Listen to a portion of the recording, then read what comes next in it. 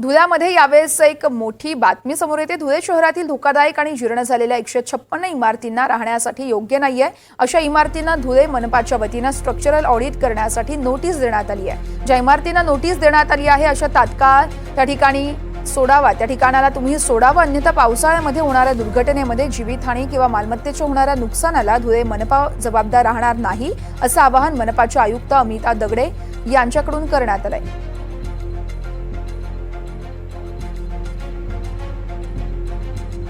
पावसाळ्याच्या पार्श्वभूमीवर आपल्याकडे मान्सूनपूर्व तयारीची कामं सुरू आहेत। याचाच भाग म्हणून नालेसफाईचं कामकाज आपण मे महिन्याच्या सुरुवातीपासूनच सुरू केलं होतं।